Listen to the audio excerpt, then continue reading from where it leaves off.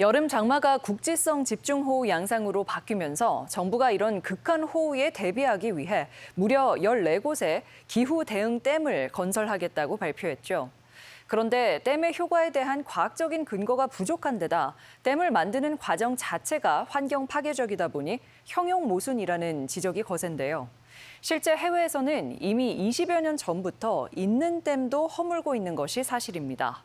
이 때문에 우리 주변의 환경을 더 건강하고 안전하게 만드는 건 댐보다도 하천 복원을 통한 생태계 회복 아니냐는 목소리가 힘을 얻고 있습니다.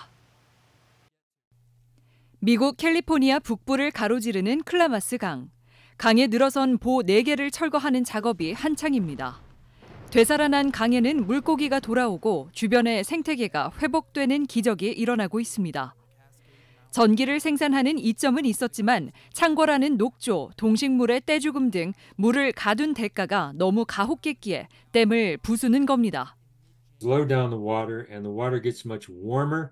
And so that creates this kind of algae soup in the reservoirs where they're warm, they can even be toxic, and they also create a lot of methane or they create a lot of greenhouse gases. ESG 실천이 화두로 떠오르자 이처럼 해외에서는 오래된 댐을 허문 지 오래입니다. 미국은 1990년부터 1,400여 개의 댐을 철거했는데 그중 절반이 지난 10년간 이뤄졌습니다. 유럽연합 역시 지난 한 해에만 487개의 댐과 강물의 흐름을 막는 보와 같은 장애물을 철거했습니다. 용수 활용 등의 장점보다는 부작용이 더 크다는 연구 결과가 힘을 얻으며 대안을 찾아가는 과정입니다. Trying to build more dams and further control the rivers, which we think actually leads to worse outcomes, less sustainable outcomes. 하지만 우리나라는 지난달 30일 이상기후에 대응하는 방안으로 새로운 댐 건설을 추진한다는 의회의 계획을 발표했습니다. 전국 곳곳에 댐을 추진하는 것은 무려 20년 만의 일. 3년간의 준비를 거쳐 댐 건설을 시작한다는 환경부의 계획에 반발의 목소리는 적지 않습니다. 기후위기 대응에 웬 대규모 댐 건설이냐는 겁니다.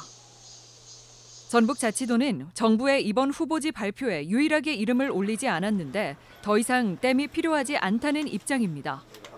지역 갈등과 환경 훼손을 부추기는 극단적 처방보다 더 효과적인 대안이 있다는 겁니다.